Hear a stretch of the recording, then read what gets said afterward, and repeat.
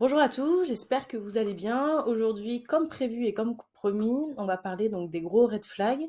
Petite aparté par rapport à ce sujet, clairement, ce sont moi ce que j'ai pu identifier comme un red flag. Certainement que vous n'allez pas du tout avoir la même vision de ces red flags.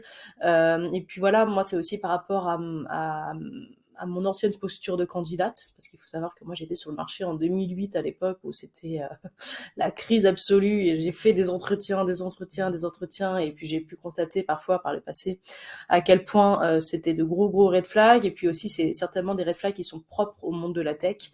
Ne pas non seulement prendre cette présentation comme une vérité absolue mais aussi comme une généralité, mais juste des pistes de réflexion sur ce que on peut appeler des red flags. Voilà, première petite aparté. Il y a plein de biais certainement par rapport à ça. Et puis aussi surtout, j'ai eu beaucoup de mal à faire cette présentation parce que en fait à chaque fois j'étais là, je prenais ma douche et je me disais ah bah oui mais ça c'est un red flag et donc du coup j'ai énormément mis d'infos. Donc j'espère qu'elle sera pas trop longue. Je vais essayer de faire rapide, mais vraiment mine de rien il y en a beaucoup que j'ai en tête en termes de red flag. Donc tout d'abord on va commencer par, on va dire tout ce qui va être sur internet, les réseaux sociaux, et cetera et cetera. Donc c'est tout d'abord c'est tout bête, mais il y a un outil qui existe qui s'appelle Glassdoor qui permet quand même, de voir, les commentaires des personnes sur les entreprises. Alors quand il y a un commentaire négatif, on peut s'imaginer peut-être que c'est pas forcément preuve de vérité, mais quand c'est le même commentaire qui revient avec les mêmes infos, que ça soit sur le management, que ça soit sur le salaire, que ça soit sur plein d'autres choses, on peut se poser la question si à un moment donné ça fait pas quand même office de vérité. Voilà, donc ça, après ça a creusé avec les entreprises, mais déjà le Glassdoor quand même est une base assez intéressante sur Internet. Ensuite, il y a le turnover sur LinkedIn. Moi, c'est quelque chose que je remarque assez souvent. Je tape le nom d'une entreprise, je regarde les personnes qui sont dans cette entreprise, et en creusant un petit peu, je regarde sur chaque profil. Des fois, les expériences durent 6 mois, 3 mois, voire maximum un an. Je dis pas que c'est grave, mais c'est quand même étonnant. Pourquoi les gens partent aussi rapidement? Pourquoi il y a beaucoup de personnes dans cette situation-là, souvent dans le même secteur, par exemple l'informatique. Donc peut-être qu'il y a un management toxique qui pousse au départ répété des individus. Donc ça, c'est moi, c'est quelque chose que j'ai assez souvent observé. J'ai déjà eu l'occasion de discuter avec une entreprise où le discours était fabuleux, génial, etc. Mais j'avais quand même cette petite intuition qui me disait je sais pas pourquoi je le sens pas. Et donc j'ai regardé ensuite sur LinkedIn l'entreprise en elle-même et j'ai vu plein de départs et j'ai contacté les anciens aussi et ça a bien confirmé mon intuition. Donc vraiment l'observation du turnover c'est super important à mes yeux. Ensuite un autre point, ce sentiment aussi de glorification. Je ne saurais pas comment dire autrement. J'ai mis culte de la personnalité, mais on pourrait le voir aussi ainsi. C'est quand vraiment partout sur tous les socles de communication sur Internet, que ça soit sur Welcome to the Jungle, que ça soit sur Twitter, que ça soit, je sais pas, sur LinkedIn aussi. Il y a toujours une seule et même personne qui prend la parole, qui est visible à travers les supports de communication, comme si finalement le monde de l'entreprise tournait autour de cette personne. Et donc l'entreprise, les gens sont un peu en mode secondaire derrière ce gourou, n'ont de valeur qu'à travers cette personne sur les photos, les vidéos, etc. Donc moi je mets toujours un petit bémol par rapport à ça parce que ça me donne cette impression d'être vraiment dans ce que j'appelle une sorte de secte d'entreprise qui du coup sur les réseaux sociaux se traduira par entreprise familiale. Mais voilà, après c'est peut-être caricatural ce que je vous dis, mais il faut quand même faire attention à ce. Alors je sais qu'il y en a certains, voilà, qui ont des structures où en interne il y a une personne déjà très médiatisée, donc peut-être que là je mettrais de la nuance parce que c'est quelque part normal. Du coup, pour cette personne de prendre la parole parce que c'est déjà une personnalité publique, etc. Donc dans ce cas, j'y mettrais un petit peu plus de nuance, disons. Mais quand c'est pas le cas et que vraiment c'est comment dire, c'est volontaire que de mettre toujours cette même personne en avant, le patron, le directeur, je sais pas, le manager. Je trouve qu'il y a un petit côté auto-centré, pouvoir auto-centré. Ensuite, la communication Twitter du staff interne. Alors ça, c'est tout bête, mais des fois, il y a des super entreprises qui ont un super nom génial, très bonne réputation. Puis tu regardes comment les personnes en interne parlent en fait, prennent la parole. Donc des fois, c'est pas toujours très respectueux, c'est un peu condescendant. Alors, je dis pas que tous ont le même niveau de parole, hein. Des fois, c'est une ou deux personnes qui ont ce genre de communication, mais ça en dit long quand même dans l'équipe technique d'avoir ces personnes, surtout si elles ont un rôle, comment dire, significatif, hein, par exemple CTO ou encore même tech lead, j'en sais trop rien, et qui du coup vraiment vous dites ah donc ça en fait cette personne elle est quand même CTO de l'entreprise, elle ose avoir des propos racistes, des propos sexistes, de faire de l'usurpation d'identité, se permettre de faire des choses clairement du harcèlement, il y en a certains qui le font. Et là, moi, naturellement, je me dis, ah oui, d'accord, donc en fait, la culture d'entreprise, c'est quoi derrière cette personne, en fait? Donc, moi, je regarde ça aussi. Alors, je suis pas non plus à juger chaque fait et geste, chaque parole, mais c'est quand même des indicateurs assez intéressants pour évaluer, en fait, vraiment la culture de communication de l'entreprise. Ensuite, dans l'annonce en recrutement, on arrive à l'étape où là, l'entreprise en l'état, elle a un projet de recrutement, elle recrute. Et donc, j'ai identifié pour moi plusieurs éléments. C'est tout d'abord le choix des mots et leur cohérence. Quand je dis le choix des mots, c'est par exemple des fois des mots très modernes. Typiquement, quand je dis moderne, c'est du moins avoir la façade moderne, comme le terme agilité. Mais derrière, des fois, c'est ce mot-là, il peut y avoir une réalité plus sombre. C'est-à-dire qu'on dit derrière le terme agilité, le côté on est très flexible, donc on fait des horaires de fou, donc on n'a pas de cadre. Donc il y a ce côté un peu workaholic, ce côté un petit peu malsain, je dirais, dans la manière de s'organiser au quotidien. Et des fois, ça se ressent dans la manière d'évaluer les individus, dans le contenu même de l'annonce en recrutement. Derrière le terme agilité se revêt une autre réalité. Des fois, il y a aussi le côté modernité, comme je disais avec le terme agilité, mais il y a des termes ou des procédés ou des informations qui renvoient à l'ancien monde. Donc ça, c'était juste un terme pour vendre, pour attirer, mais il y a AMOA, il y a, je sais pas, DSI, j'en sais trop rien, mais il y a un petit peu ce côté où on se dit il y a une incohérence entre à la fois ce qu'ils veulent vendre et ce qu'ils sont, et des fois ça se ressent dans l'entretien, dans le processus de recrutement, et ça se confirme. Ensuite, l'ambiance lolly-cool. Alors, derrière ça, je ne veux pas forcément attaquer les entreprises sous prétexte qu'elles mettent un baby-foot ou qu'elles mettent en avant une bonne ambiance de travail, etc. Mais c'est plus le côté, en fait, le choix du jargon, le tu vas t'éclater, on a ça, etc. Je dis pas que c'est mal, mais ça peut montrer clairement qu'elles ont une seule cible, soit les jeunes par exemple. Et donc du coup, ça a déjà été prouvé en fait à travers l'observatoire de la discrimination que par exemple, ça peut être de la discrimination invisible, ça peut être une façon de dire bah on attire que les jeunes et les personnes plutôt âgées, on les met de côté. Pareil quand on dit dans une annonce, bah nous on a une super ambiance barbecue, etc. Et bah ça peut typiquement discriminer les personnes plutôt véganes. C'est con, mais je donne un exemple tout bête. Idem pour l'alcool. Bah, en fait, on s'en rend pas compte que ça peut aussi discriminer les personnes qui ne boivent pas d'alcool. Donc, c'est en fait, c'est toute cette ambiance-là où il faut vraiment, je pense, identifier ce qu'ils veulent dire, identifier un petit peu plus l'état d'esprit derrière tout ça. Si c'est un petit peu fun, ok, mais que ça soit pas non plus dans l'exagération, dans le côté trop too much par rapport à ça. La longueur du processus du recrutement, quand on voit des fois toutes les étapes à faire, il y a, je dirais, cette culture de la peur de prendre des risques, surtout quand il y a un énorme travail en amont à fournir. Pour moi, c'est un indicateur de, ils ont peur en fait de recruter, ils savent pas exactement comment bien évaluer les gens. C'est un vrai problème, ça, dans beaucoup d'entreprises. Donc, du coup, ils mettent énormément d'étapes ou énormément de contraintes pour filtrer, mais ça veut pas, filtrer ne veut pas dire évaluer.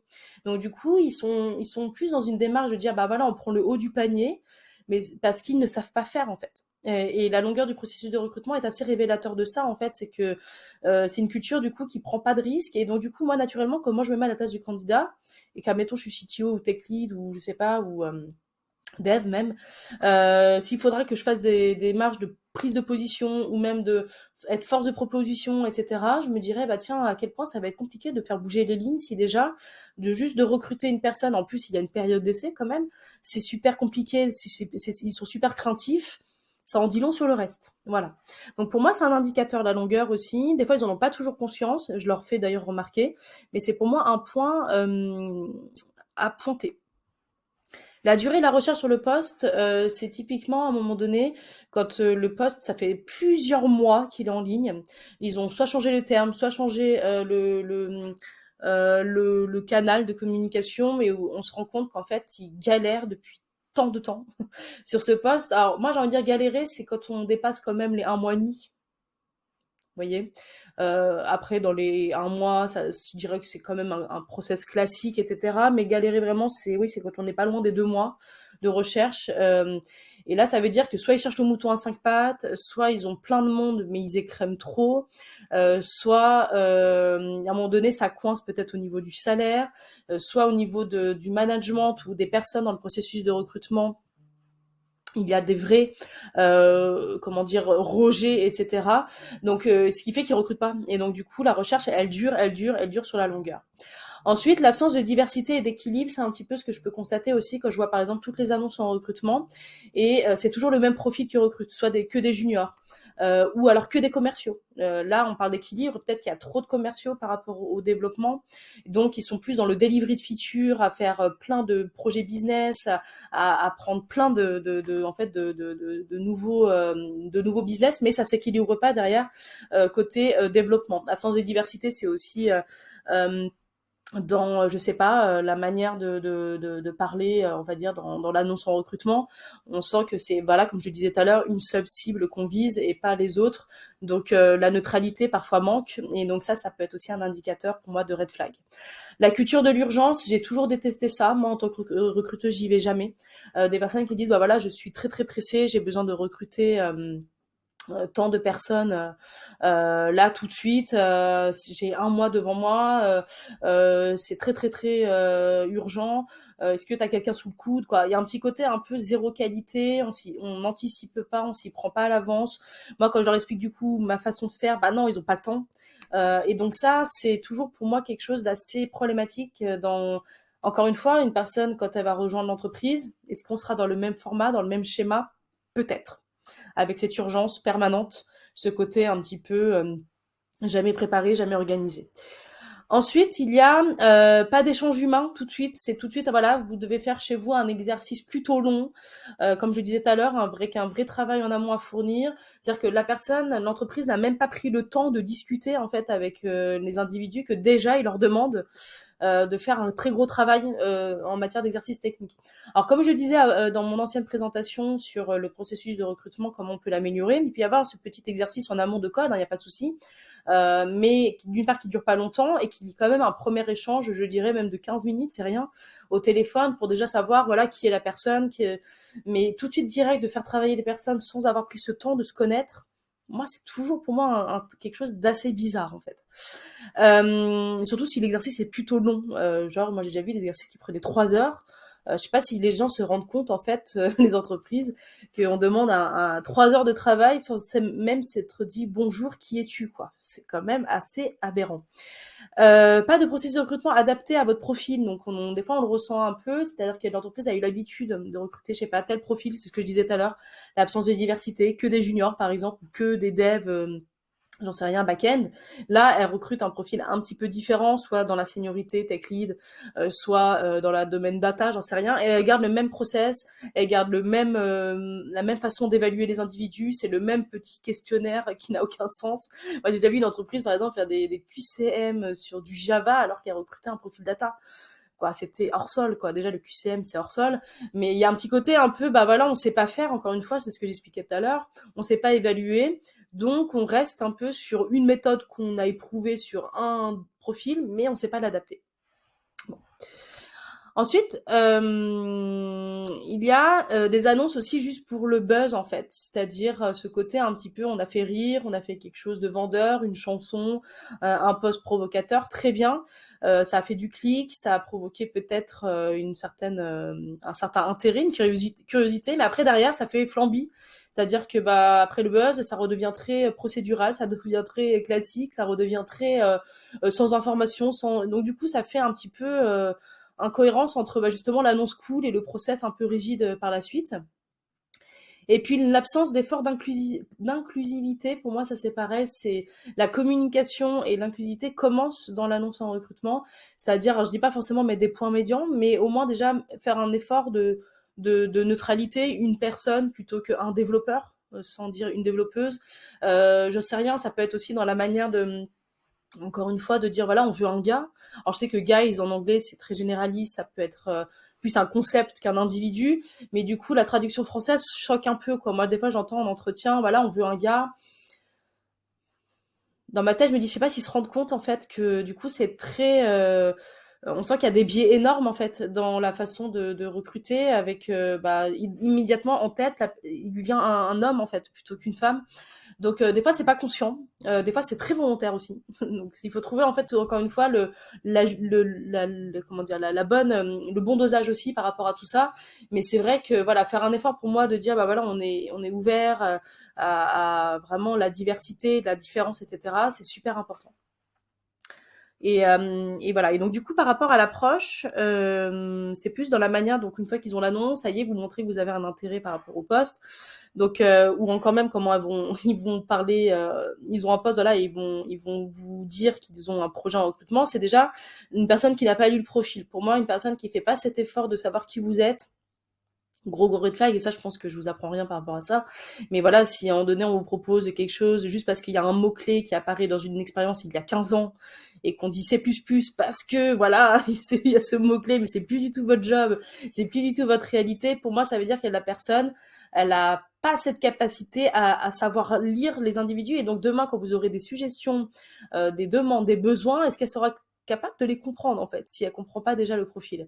Ensuite, la confusion ou message automatique, bon ça c'est pareil, je pense que je vous apprends rien, c'est confondre madame, monsieur, confondre avec un autre prénom. Alors après, vous pouvez lui pointer l'erreur, mais c'est comment la personne réagit par rapport à l'erreur.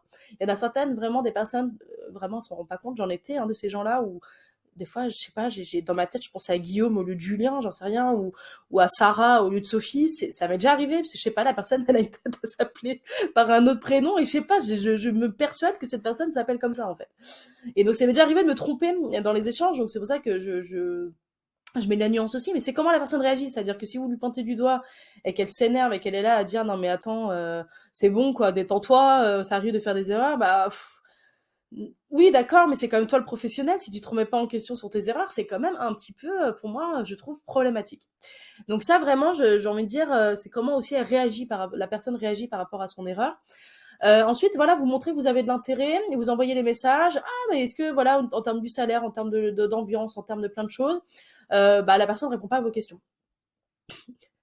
Des fois, c'est assez aberrant et pour moi, ça fait un flop, en fait. Il y a un petit côté, en fait, tu t'es juste pressé, tu veux recruter, tu veux des gens qui te disent oui tout de suite et prendre un rendez-vous. Peut-être qu'il y a une pression du dessus, hein, avec un manager qui demande de faire plein de rendez-vous. Et donc là, encore une fois, on en vient à la logique de on n'a pas le temps, on répond pas à ta question, ça viendra de façon secondaire, t'es pas très motivé, alors que c'est ultra important, quoi. Je veux dire, des questions, ça veut dire que moi, pour moi, un candidat qui ne pose pas de questions, par exemple, ça veut dire qu'il s'en fiche, en fait. Donc, si dès l'instant où la personne elle pose des questions, ça veut dire qu'elle a un intérêt pour le poste, quoi. Donc, certainement que les entreprises voient ça comme un red flag, alors que pas du tout. Au contraire, moi, c'est tout l'opposé. Ça veut dire que la personne, au contraire, elle a un intérêt pour le poste. Et donc, dès l'instant où il n'y a pas de réponse en face, pour moi, ça pue un peu quand même. Parce que ça veut dire que soit elles n'ont pas le temps, les personnes, soit vous n'êtes pas dans sa priorité, etc., etc. Et dans la même logique, à l'inverse, typiquement, vous répondez pas, ou alors vous indiquez clairement que vous n'êtes pas à l'écoute ou pas disponible à tel horaire, ou tout simplement, j'en sais rien, pas à l'écoute maintenant, mais peut-être dans 3 mois, la personne vous relance tous les 5 jours, quoi, en mode harcèlement, en mode où t'en es dans ta réflexion, en mode comme si vraiment elle galère sur le poste, comme si elle n'avait pas compris vos contraintes, etc., etc. Donc ça, c'est pour moi un gros red flag. Ensuite, pendant l'entretien, alors là, c'est là, ah non, pas encore, même pas, j'en suis même pas encore à la purée. Ensuite, une personne qui demande direct des personnes que vous pouvez recommander. Elle part du principe que c'est déjà foutu avec vous. Dès le message où elle vous propose ce job, elle dit bon bah et puis si ça ne va pas, propose des gens à te recommander. Des fois, j'aime pas faire ça, hein, mais le parallèle quand même avec le monde amoureux peut se faire. C'est comme si vous faisiez un date et que la personne dit bon bah si tu veux pas qu'on aille plus loin, est-ce que t'as ta sœur qui est célibataire. Je sais pas si vous voyez en fait le principe de se dire mais putain mais qui ferait ça en fait, personne. Et des fois on se permet les recruteurs de faire ça, et pour moi si j'étais candidat en tout cas ça serait un énorme red flag. Ensuite les approches pour faire rire qui ont un peu une tournure sexiste, raciste, qui ont des tournures un petit peu genre, tu dis non mais là, ok, tu veux recruter un pen tester, mais c'est un peu chaud quoi, ce que tu viens de mettre dans ton annonce, tu vois. Donc moi, pour moi, c'est un red flag. Après, il y en a certains qui vont trouver ça super drôle et ça peut matcher au niveau culturel en fait. Hein. Si l'entreprise est culturellement déjà un petit peu dans cette logique, tant mieux, j'ai envie de dire. Mais pour moi, encore une fois, je me mets à la place du candidat. Et ouais, c'est peut-être discriminant, c'est peut-être raciste, ça renvoie en fait une culture pour moi assez toxique. Ensuite, incapacité à s'adapter à vos contraintes, c'est ce que j'expliquais déjà un petit peu tout à l'heure. C'est-à-dire quand une entreprise, à un moment donné, vous lui donnez voilà, des créneaux précis en disant voilà, je suis pas disponible le matin, ou là j'ai des contraintes le soir parce que j'ai des enfants, ou je suis dans une situation de handicap, typiquement l'autisme, et qu'il est difficile d'être dans un open space, etc. Et que la personne vous dit bah, on va faire un rendez-vous dans les locaux, voilà, on sera 4-5 personnes. Quoi. Pour moi, la personne, elle a pas compris en fait votre spécificité en tant qu'individu, quoi, vos problématiques en tant qu'individu. Et pour moi, ça, c'est un gros red flag. Et puis enfin, quand la personne, elle a trop de candidats, et elle se retrouve dans une posture à se dire, en fait, qui vous êtes déjà. Moi, j'ai déjà entendu, même en entretien, ça. Alors, attendez, je regarde votre CV, vous êtes comment Pascal. Ah, pardon, je confonds avec quelqu'un d'autre. Et moi, je me rappelle, j'étais débutante, j'entendais ça à côté de moi, je me suis dit, mais putain, mais t'as pas honte, quoi. Mais tu peux pas dire ça, t'as pas le droit, c'est péché, tu vois. Non, non, franchement, les recruteurs, ne faites pas ça. Et moi, si je suis, encore une fois, à la place d'un candidat, même des fois des partenaires hein, qui se disent alors attendez vous êtes quel cabinet déjà attendez j'ai eu rendez-vous hier avec machin je me dis ah ouais donc en fait ils ont pas préparé le rendez-vous quoi c'est pas professionnel donc non pour moi ça c'est un très gros red flag. Ensuite, pendant l'entretien, donc on y vient, j'ai fait tellement de slides, je vous jure. Chaque fois, je me disais, mais putain, mais ça, c'est un red flag, il faut que je le mette. Alors, au final, il y avait un slide à chaque fois, et puis il y en a eu 3. Et là, pendant l'entretien, je me suis lâchée, mais de fou. Donc, le retard exagéré sans explication, ça, pour moi, c'est un gros problème. J'ai surtout un vrai problème avec les retards de façon générale, parce que je suis impatiente de base, et je supporte pas les gens qui sont en retard. Alors, après 5 minutes, 7 minutes, ok. Et pour moi, plus de 10 minutes, c'est vraiment que tu as une bonne raison, tu vois. Et moi, je me rappellerai toujours, on était dans un cabinet de recrutement, c'était une petite salle où il y avait nous en tant que recruteurs, elle était fermée, et il y avait une salle d'attente, un peu comme chez le médecin, vous voyez. Et puis la personne, elle était là sur le canapé, tranquille. Et moi, je disais à mon boss, ah, quand même, là, ça fait longtemps, hein, on est arrivé quand même déjà à plus de 10 minutes, est-ce qu'il faudrait pas aller le voir? Ouais, non, mais là, j'ai un call, j'ai un truc super important et tout. Et la personne, elle a dû attendre, je crois, 25 minutes. Et en plus, c'était le soir, hein, quoi. Je veux dire, c'était pas un entretien où on peut se dire, bon, la personne, elle peut, même n'importe quel moment, en fait, hein, midi, matin, la personne, elle a pas le temps, soit elle doit aller au travail, soit le midi, c'est sa pause déj. Donc, déjà, avec 25 minutes, c'était énorme. Et je me rappelle, on l'a pas vu, mais on a entendu un gros claquement de porte. Et en fait, la personne s'était barrée de la salle. Elle avait raison. J'avais presque envie d'applaudir. Mais oui, t'as bien fait de te barrer. Parce que franchement, ça, pour moi, c'est gros red flag. Ensuite, quand la personne monopolise la parole pendant l'entretien, parce que justement, elle a 46 000 questions, elle a mal préparé son rendez-vous, et donc du coup, elle parle beaucoup, soit pour vendre le poste, ça j'en parlais aussi dans le process de recrutement, plus vous faites une annonce détaillée en amont, moins vous avez ce temps de présentation pendant des heures du poste, et aussi quand la personne vous coupe la parole, genre elle a une question à vous poser, vous répondez, non, elle intervient direct en disant, et là t'as envie de dire, mais laisse-moi juste répondre à ta question en fait, quoi. Doucement, et ce qui fait qu'il y a un peu ce côté mécanique, ce côté où en fait, elle a pas le temps d'écouter ce que tu as à dire, elle en a peut-être même rien à foutre, elle veut juste cocher des cases et mettre les bonnes informations dans son petit document qu'elle partagera à ses responsables et ses opérationnels. Et ça renvoie pas d'effet d'échange en fait, et d'intérêt pour l'autre, mais juste de mécanique d'entretien. Ensuite, quand la personne présente les gens comme des tokens, je m'explique, par exemple, moi, j'ai déjà entendu une personne me raconter une anecdote assez folle où la présentation de l'équipe, c'était bah voilà, donc on a Jean-Michel, Marc et Jean-Pierre, je donne un exemple, et voici la femme de l'équipe technique. Tiens, elle a pas de nom, elle a pas de prénom, c'est la femme en fait. C'est genre, des fois il y en a ils font ça. Donc là, oui, effectivement, dans notre équipe, on a 2 personnes transsexuelles. Pourquoi tu dis ça en fait? Je vois même pas l'intérêt. Il y a un petit côté un peu, on dirait des jetons. On a placé ce mot pour dire qu'on est moderne ou pour dire qu'on est, je sais pas, dans. Et il y a un petit côté super malaisant, donc faites pas ça les recruteurs, arrêtez, c'est nul, c'est naze en fait. Les gens les gens ont des prénoms, ils ont c'est des humains en fait, hein, c'est pas juste comme ça c'est comme je sais pas, c'est trop bizarre en fait de faire ça, je trouve.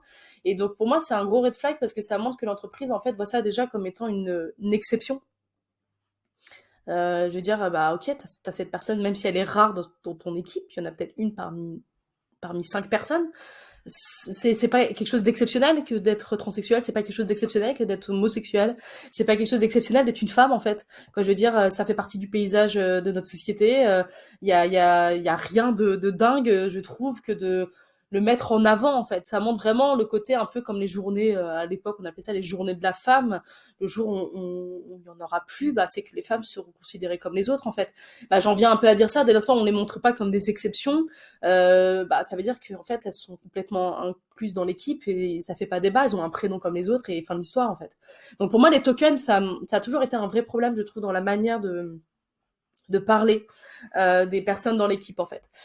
Ensuite comment les personnes parlent de les personnes qui sont parties, les absents, etc. Oui, il a pas fait le job. De toute façon, on s'est pas compris. Et puis bon, franchement, il était pas du tout compétent. Bon, des fois, il y a un petit côté manque de remise en question. Et il suffit que des fois, tu poses la question. D'accord, ok, lui, il est parti. Mais là, je vois dans votre, des fois, je regarde LinkedIn justement et je pose la question. Je vois, il y a 5 départs à peu près qu'il y a eu cette année. Donc, ça les mettrait mal à l'aise. Mais c'est vrai en fait, hein, si je regarde du coup les dates. Pourquoi les autres en fait, qu'est-ce qui s'est passé, et puis en fait c'est jamais leur problème. Quand tu sens que dans la manière de parler des gens partis c'est jamais leur problème, on peut se dire la zéro remise en question quoi. Donc c'est vraiment très révélateur de la culture aussi. Ensuite, la non-valorisation de la tech commence dès l'entretien de recrutement. C'est des personnes qui ne savent pas de quoi vous parlez quand vous parlez de qualité, de test, quand vous parlez, je sais pas, de notions de manifest craft. Moi, j'ai déjà eu des gens techniques, hein, des CTO, de quoi je parle. Je me suis dit, mais c'est moi la technique ou c'est toi là? Je comprends pas en fait. Donc ça m'a toujours un peu interpellée. Je me suis dit, mais c'est quoi la plaisanterie en fait? Et donc c'est des fois aussi quand j'en parlerai même plus tard quand les non-tech parlent de la tech, quand, on sent qu'il n'y a pas eu une propagation de la culture tech ailleurs. Donc pour moi ça c'est un vrai red flag pour le coup. Parce que tu peux, ok, ne pas avoir un contexte moderne, mais tu peux t'y intéresser, tu peux essayer quand même voilà, d'être curieux par rapport à ça, donner la possibilité aux gens de pouvoir faire un peu de qualité. J'en sais trop rien, mais pour moi, ça commence en fait ici si la personne effectivement ne valorise pas, que ce soit par les salaires, par la qualité, que ce soit par la manière dont elle parle aussi des individus tech. Moi, j'ai déjà entendu beaucoup d'infantilisation, typiquement des directeurs techniques qui disaient bah voilà, moi je veux du présentiel parce qu'on le sait tous, hein, les techs c'est des gros glandeurs. Si je les mets en télétravail, ils feront pas le job. Red flag de fou quoi. Attitude rigide, contrôlante, obsédante. Ces gens qui disent bah non mais c'est comme ça, on peut rien y changer. Premièrement, obsédant toujours à être en mode sur un point de votre CV qui les interpelle, j'en sais rien, genre le diplôme et qui reviennent dessus tout le temps, ou alors je sais pas quelque chose que vous avez mis en avant, que ça soit un hobby, un loisir, que ça soit je sais pas une expérience et qui sont toujours là à pointer du doigt ce sujet-là et il suffit que ça soit quelque chose qui vous plaise et qui fait partie de votre identité en fait. Pour vous rendre compte qu'en fait qu'ils ont un problème avec soit la différence, soit quelque chose d'atypique, soit j'en sais rien. Et donc du coup pour moi ça c'est quand même un assez gros red flag. La personne qui n'est pas emballée par son propre job, des recruteurs qui sont là, ouais bon je suis là un petit peu par hasard en fait. Hein. Bon moi je compte partir hein, d'ailleurs. Là il me reste quoi 2 mois, je suis en préavis. Ou encore je sais pas, ah non mais le manager. Heureusement, il se barre. Bon, tu vas devoir quand même le supporter quelques mois. Ou j'en sais rien. Ah non, mais le produit, moi, j'aime bien, hein, mais sans plus. Hein, je sais que voilà, hein, ce qu'on fait, c'est pas super éthique. Il y en a des gens, en fait, dans la manière comment de parler de leur entreprise, ça fait flipper, mais vraiment. Et donc du coup, si t'es pas déjà toi emballé par ton entreprise, comment veux-tu que la personne qui ne connaît pas l'intérieur de l'entreprise soit emballée? Donc pour moi, quand j'entends quelqu'un déjà qui est très pessimiste, négatif, pas du tout emballé par son job, son entreprise, son produit, c'est pas très bon quoi. Et enfin, vous avez plein de questions, vous êtes une personne curieuse, tant mieux, et vous avez des questionnements sur des choses fondamentales pour vous décider pour la suite, et vous sentez que la personne en face, elle tourne autour du pot, elle contourne, elle est gênée. Vous dites, pourquoi en fait? Est-ce que c'est le questionnement qui pose problème? Est-ce que c'est parce que tu sais pas y répondre? Est-ce que c'est pas courant d'avoir ce genre de problématique sur la table? Et donc ça, c'est pareil, c'est pour moi un énorme révélateur en fait du niveau de courage, d'assumer ses opinions, du niveau aussi d'ouverture d'esprit, et puis aussi de la capacité justement à être honnête face à une question qui est posée, qui dérange en fait. Les entretiens techniques, souvent, il y a un peu ce côté rapport dominant-dominé, mais pas uniquement. Il y a aussi des fois des recruteurs qui pètent pas plus haut que leur cul. Et ce sentiment où, en fait, on est évalué, jugé, un peu comme un enfant, ça, moi, pour moi, gros red flag, et un petit peu comme aussi en tant que partenaire, ça m'est déjà arrivé. Ce côté un petit peu, en fait, c'est moi le client. Donc je fais appel à toi en tant que prestataire, c'est moi qui décide, c'est moi qui tranche, c'est moi qui parle. Des fois, j'ai eu ce côté ultra dominant, en fait, où j'avais l'impression que j'étais la petite enfant qui devait dire oui, amen, et on signe où, tu vois. Mais non, en fait, ça va dans les deux sens, pardon. C'est le principe même de réciprocité, quoi. Ensuite, là, l'avis tranché, vous avez, je sais pas, une remarque, une critique, et puis la personne vous dit, ah non, mais c'est comme ça, je suis pas d'accord avec ton avis, et il y a un petit côté un peu, je le mets à la poubelle, ton regard critique, ton avis. C'est très révélateur pour après, je trouve, dans l'échange au quotidien, si vous avez des remarques à faire sur le SI, sur des choses qui vont être transformables ou pas. S'il y a des avis tranchés, on change rien en fait, quoi. Il n'y a pas de discussion, il n'y a pas d'échange. Vous avez beau avoir la meilleure stack du monde, quelque chose de ultra moderne, un beau salaire, si vous pouvez rien faire dans votre quotidien, c'est compliqué, quoi. Et moi, c'est pareil, je le identifie quand je suis partenaire, cet avis tranché sur le remote, par exemple, c'est une question des fois qui vient souvent sur la table, ou encore même sur la qualité aussi, je pose souvent ces questions, je pose souvent ces questions, et je sens qu'il y a un côté, ah non, mais les tests, ça sert à rien. Enfin, moi, j'ai déjà entendu ça, par exemple. Je me dis, mais pourquoi elle se dit ça, en fait, cette personne? Qu'est-ce qui fait que pour elle, ça sert à rien? Et puis, du coup, je creuse, je discute, en fait. J'ouvre la porte, même à la discussion, alors que pour moi, presque comment dire, cet avis tranché me dérange, mais je veux quand même ouvrir la discussion. Et quand la personne reste obstinée, comment dire, têtue, obtus, quoi, j'en sais rien sur cet avis-là, pour moi, c'est pas bon du tout pour la suite, quoi.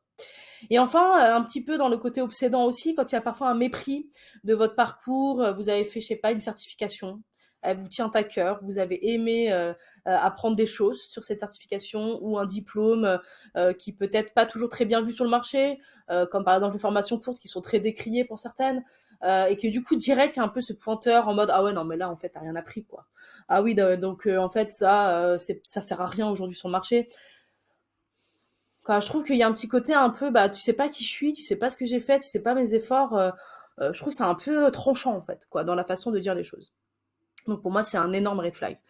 Ensuite, comment les non-tech partent de la tech, c'est ce que je disais tout à l'heure. Est-ce que la culture tech s'est propagée au-delà de l'équipe technique? Est-ce que les PO ont une culture de la tech? Est-ce que les recruteurs savent de quoi ils parlent? Et plus c'est propagé, plus c'est bon signe à mes yeux. Ça veut dire que en fait la tech elle est valorisée. C'est pas un centre de coût, mais c'est vraiment un centre de profit. Et pour moi, c'est super révélateur de à quel point tu seras reconnu, valorisé dans ton job en fait.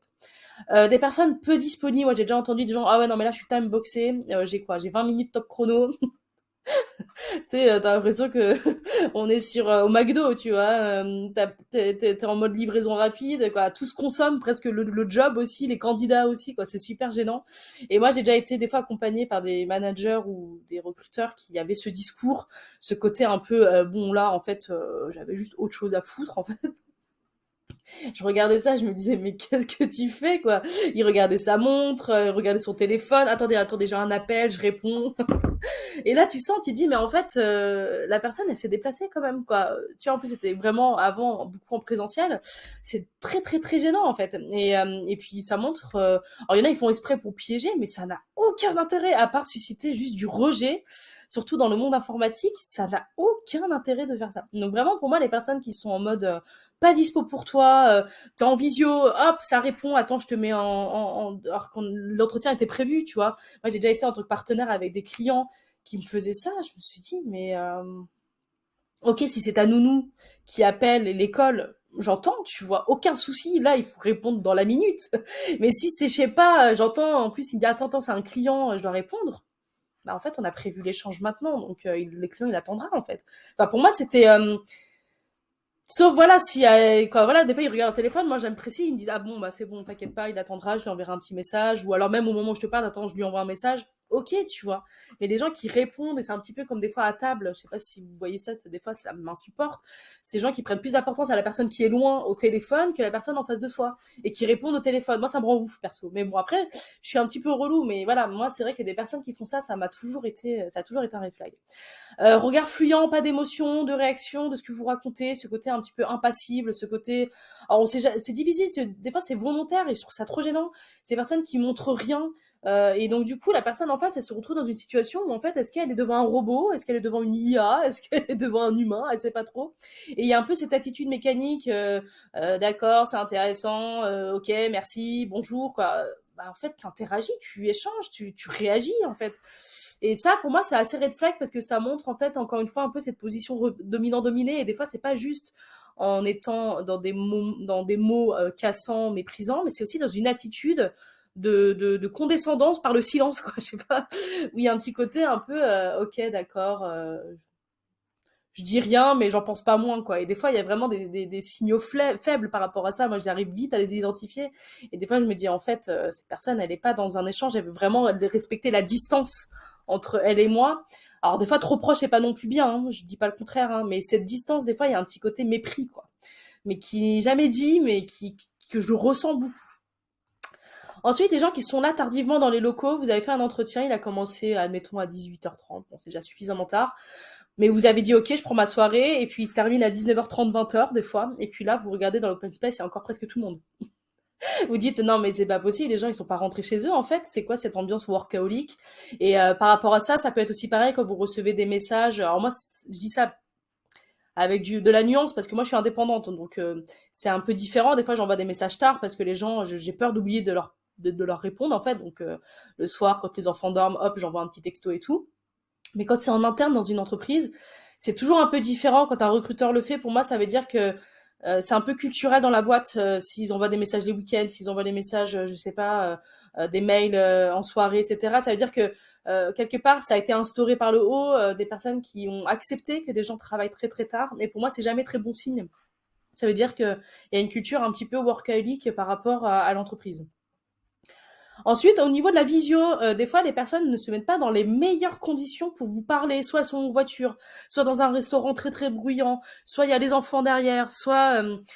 alors, aucun souci, on peut être dans des contraintes où à un moment donné on peut pas se parler, mais dans ce cas-là, soit vous reportez l'entretien, soit en fait à un moment donné vous excusez en fait. Mais moi j'ai trouvé des situations parfois où la personne dit ah non mais le problème c'est vous en fait, vous êtes où là, vous êtes dans les transports ou votre micro ne marche pas, alors qu'en fait c'est juste lui qui a pas le matos adapté ou qui n'est pas dans les meilleures conditions pour parler. Donc pour moi c'est un gros red flag en fait quand la personne ne prend pas les dispositions, je dirais, pour que la communication soit de qualité en amont. Donc encore une fois, c'est ce que je dirais à la fin aussi, hein, c'est que j'identifie plein de red flags, mais c'est plus un cumul de red flags qui va poser problème que juste un comme ça. Là, il peut y avoir une mauvaise qualité de la visio, et puis au final, on se rappelle et l'entretien est super et on oublie cette histoire, quoi. Mais c'est vraiment important pour moi de voir comment déjà la personne s'organise pour faire en sorte que l'échange soit positif et de qualité. Ensuite, quand on arrive sur des considérations trop intimes, donc là, c'est carrément à l'opposé de la personne qui ne répond pas, qui est impassible, mais carrément l'autre qui va rentrer un peu en mode ah mais d'accord, c'est super, je sais pas, vous faites tel sport, ok très bien, et puis ça rentre un petit peu dans ah mais je saurais pas comment expliquer, mais dès l'instant où vous l'avez mis en avant et que la personne pointe cette comment dire cette chose intime, ok, si ça reste assez en mode curieux, pourquoi vous faites ce sport, c'est intéressant, vous avez déjà fait des compétitions, mais quand je dis intime, c'est vraiment sur le terrain presque des champs presque discriminatoires, mariage, grossesse, ce côté un petit peu, ah vous habitez loin, d'accord, c'est intéressant, mais est-ce que vous, je sais pas comment expliquer ça, mais j'arriverai pas à rentrer j'arrive pas à expliquer vraiment ce point précisément, mais c'est quand à un moment donné ça vous met mal à l'aise, voilà. Quand le fait de rentrer sur certains sujets intimes vous met vraiment mal à l'aise et que ça rentre pas dans le cadre de l'évaluation des compétences. Quand ça reste une question, j'ai envie de dire, sur la fin d'entretien en mode détente ou au début en mode détente pour mettre bien à l'aise les gens, ok.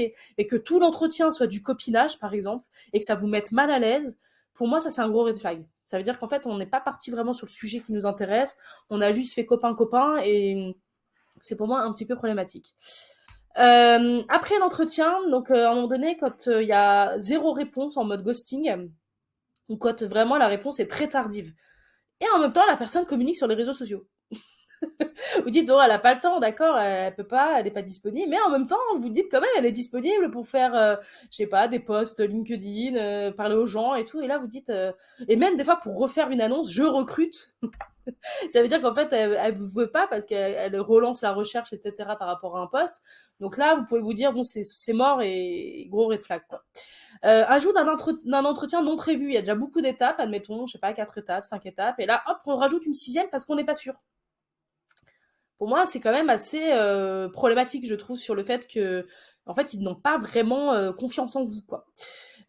Sur vos capacités. Donc pour moi, c'est assez gros red flag. Ensuite, prise de référence sauvage. Vous avez donné aucune référence, mais les gens décident d'appeler des personnes proches de vous, des anciens managers dont vous n'avez pas donné les coordonnées. Pour moi, ça c'est beaucoup d'entreprises n'ont pas conscience que c'est interdit par la loi, premièrement. Et quand elles en ont conscience, des fois elles s'en fichent. Et ça, pour moi, c'est un manque de respect total et c'est un énorme red flag. Et enfin, après l'entretien, quand la parole est non tenue.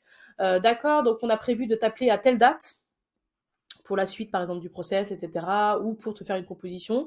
Et en fait, il n'y a jamais rien dans l'agenda, il n'y a jamais aucun mail. Il n'y a pas de respect, quoi. Encore une fois, là, c'est vraiment des éléments de respect. Ensuite, la négociation salariale systématique. L'entreprise, elle a le budget, elle a tout. Le salaire rentre dans les clous. Et systématiquement, ils veulent faire moins 10, moins 5 sur le salaire. Ce côté un petit peu, bah en fait, pareil, ça rejoint un peu le rapport dominant-dominé pour montrer que bah voilà, c'est moi qui ai le dernier mot, c'est moi qui essaye quand même. Bah en fait, ça sert à quoi en fait? Là, c'est pareil, on sent que dans le cadre du job au quotidien, ça sera compliqué peut-être de négocier, d'avoir des augmentations. Il y aura toujours ce principe de négociation. Les gens qui aiment négocier tout le temps, ils le font pour tout et tout le temps en fait. Inflexibilité sur des points plutôt faciles à faire bouger, par exemple, je sais pas, qu'est-ce que je pourrais soit le salaire, par exemple, si on est sur un ou deux KE, c'est pas c'est pas fou quoi et c'est super compliqué à faire bouger. Ça peut être par exemple sur des histoires de jours de télétravail. Les jours sont imposés. Est-ce qu'on peut changer tel jour au lieu d'un autre parce que voilà le mercredi moi j'ai mes enfants etc. Maintenant ça on peut rien faire. Bon culturellement ça montre un petit côté un peu rigide je trouve. Donc pour moi, ça c'est quand même assez red flag. Ensuite, pression et manipulation pour vous faire décider rapidement sur le job. Voilà, t'as une semaine, la propale elle est maintenant, c'est soit maintenant tu décides, et tant pis pour toutes les autres pistes, on te laisse pas le temps de décider, de choisir, c'est maintenant ou jamais. Un petit peu comme un produit soldé, en fait, la promo elle dure tant de jours, c'est maintenant ou jamais. Je trouve que c'est un peu fort, donc pour moi c'est quand même assez un gros red flag. Ensuite, attitude culpabilisante quand vous refusez. Donc ça, moi, je l'ai déjà vu assez souvent. Des personnes qui vont dire, non mais attends, c'est le job de ta vie, comment tu peux refuser cette opportunité de fou, quoi. Ou alors, non mais attends, c'est pas cool, attends, t'as vu tout le temps que j'ai mis dans le process, tout le temps que j'ai mis dans les entretiens, tu m'as fait perdre mon temps, quoi. Il y en a des gens, ils sont comme ça, hein, mais vraiment, c'est pas des plaisanteries, hein, des recruteurs qui supportent pas l'échec et qui remettent toute leur frustration sur le candidat. Et pour moi, le red flag, c'est pas juste quand vous comptez aller dans l'entreprise, c'est aussi avoir en souvenir, en fait, que cette entreprise, comment elle s'est comportée avec vous et clairement ne pas refaire appel à elle, en fait, si vous recherchez un job. Ensuite, il y a les feedbacks non assumés, ce que j'appelle des excuses en mousse, où en fait c'est l'excuse facile, mais tu sens que ça pue en fait. Tu sens qu'en fait il n'y a pas vraiment eu un effort de courage de ses opinions, il n'y a pas eu d'effort de donner un vrai retour. Donc ça va aller sur un terrain de jeu où tu dis mais ça on n'en même pas abordé en entretien, je sais même pas d'où ça sort. Bah, je trouve que c'est quand même plutôt un feedback, un red flag. Ensuite, la rapidité des décisions. Ok, c'est bon, on te prend maintenant. Il n'y a même pas de document, il n'y a pas de papier, il n'y a rien qui stipule le salaire. Est-ce que tu acceptes, t'acceptes pas? Bah en fait, c'est difficile. Il faut me donner les éléments. Je peux pas accepter comme ça. En fait, en même pas en 2 étapes d'entretien, hop, c'est bon. La rapidité parfois est trompeuse. C'est certes ils sont motivés pour vous prendre, mais c'est aussi ils ont galéré de fou. Ils trouvent personne et ils se disent bah là en fait il faut absolument qu'on recrute. Cette personne. Donc du coup, des fois, ça peut être un petit peu, je trouve, suspicieux. Donc à voir ce qui est vraiment écrit en fait, hein, que ça soit le salaire, la période d'essai, s'il y a des clauses ou pas, bref.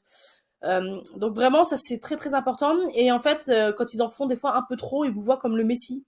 C'est ce que je disais d'ailleurs juste avant, hein, ce côté un peu ah mais lui c'est la personne qu'il nous faut, il va nous sortir de la merde quoi. Et c'est vraiment la personne, etc. Et il y a un petit côté où il y a énormément d'attentes vis-à-vis de vous. Et plus il y a de l'attente, plus il y a de la déception systématiquement. C'est-à-dire que vous n'êtes pas Dieu, vous n'êtes pas parfait, il y aura forcément des choses qui vont pas aller dans le bon sens, quoi. Et donc, si l'entreprise est là à attendre plein de choses, un peu comme dans les situations amoureuses, hein, plus on attend vis-à-vis de vous, plus bah, ça provoque des ruptures, en fait, parce qu'on en attend trop. Donc, c'est important à un moment donné, certes, ça vous flatte, ça valorise, etc., ça caresse bien l'ego, mais en final, ça peut être assez dangereux. Ensuite, la propriété des individus, typiquement, quand il y a des clauses, par exemple, de non-concurrence, limite abusive, vous n'avez pas le droit de bouger ailleurs, ou comment est vu le départ, en fait, qui est déjà écrit dans le contrat, en fait. C'est ce que le fait de partir de la boîte, c'est un problème, quoi. Et ça, c'est pour moi un gros red flag. C'est-à-dire qu'en fait, personne n'appartient à personne.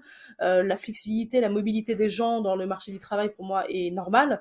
Et si l'entreprise, déjà, dès le début, elle vous dit non, mais à un moment donné, c'est normal, on est un tremplin, si tu veux partir, il n'y a aucun souci, on t'aidera même s'il faut à devenir freelance, j'en sais rien, tu vois, mais pour moi, ça, c'est super important qu'il y ait ce côté un peu non-propriété des individus. Ce qu'il faut retenir, c'est déjà effectivement tout ce que je viens de vous dire, ça transpire la culture de l'entreprise. C'est-à-dire que derrière le processus de recrutement, les annonces, la manière de communiquer sur les réseaux sociaux, sur l'entretien technique, etc., ça transpire la culture de l'entreprise. Vraiment, c'est-à-dire que déjà, il y a plein de red flags, il y a plein de choses que vous pouvez identifier sur la manière de traiter les gens, la manière de les évaluer. Ensuite, les principaux pointeurs, pour moi, que je suis en train de dire là, en fait, c'est l'absence de prise de risque. Le manque de respect, finalement, on pourrait résumer tout ça comme ça. La lâcheté, l'absence de courage, le ghosting, tout ça, c'est de l'absence de courage. De remettre une étape, c'est l'absence de courage et c'est une absence de prise de risque aussi. L'absence de vision, de compréhension, c'est l'incohérence des termes, par exemple. Le mépris de, ce qui vous, de vos certifications, de qui vous êtes, de vos diplômes, tout ça, c'est parfois un petit peu de l'incompréhension, de l'ignorance. Et le manque d'ouverture d'esprit aussi. Mais je pourrais en dire encore plein d'autres. Mais voilà, globalement, c'est vraiment ce qu'il faut retenir de ça, c'est que quand il y a ces pointeurs-là qui interviennent et qui se traduisent par tout ce que je viens de vous citer avant, il y a quand même des choses à regarder de près. Après, il peut y en avoir un sur tout ce que je viens de vous dire et c'est pas très gênant. Mais il faut vraiment identifier pour vous ceux qui sont ce que j'appelle les plus gros red flags qui sont rédhibitoires, premièrement, et si ça se cumule, s'il y en a plein. Parce que souvent, ça se rejoint, hein, des fois, vous avez un red flag sur ça, et puis en fait, c'est cohérent, quoi, parce que c'est la culture d'entreprise. Donc faites confiance à votre intuition. Moi, sans prétention, je trouve que j'en ai plutôt une bonne et j'en suis plutôt consciente et contente de ça. C'est-à-dire que j'arrive bien à avoir des bons radars à bullshit, des bons radars à red flag. Et jusqu'à maintenant, je trouve que je me trompe pas trop mal. Bah, je sais voilà, bien voir tout ça. Contacter les anciens salariés, c'est super important. C'est vraiment ce qui va faire des fois la différence. T'as un petit doute, ton intuition, elle te dit n'y va pas. Et il suffit que tu appelles des fois les personnes pour que ça se confirme. Donc deux, trois personnes, moi c'est ce que j'ai déjà fait des fois avec des clients. Et je l'ai bien fait, ça se confirmait, quoi. Demandez l'avis de vos proches, de votre réseau, vous avez le droit, même si c'est pas toujours les meilleures personnes les mieux placées pour ça, elles peuvent quand même vous donner un regard très critique par rapport à ça, des situations qu'elles ont connues, demander sur Twitter de façon anonyme, quoi, voilà. Ça permettrait quand même de dire, tiens, là, oui, c'est pas normal, en fait. Et questionner intelligemment vos interlocuteurs par rapport à ce qu'ils vous donnent comme réponse. Comme je disais tout à l'heure, s'il y a de la gêne, si des réponses ne sont pas satisfaisantes, bah ok, vous les notez, vous mettez bien tout ça et vous priorisez, encore une fois, comme je disais tout à l'heure, les red flags qui sont vraiment problématiques, rédhibitoires, et ceux, bon, pour lesquels c'est assez secondaire. Voilà, globalement, je pense que j'ai fait le tour de la question.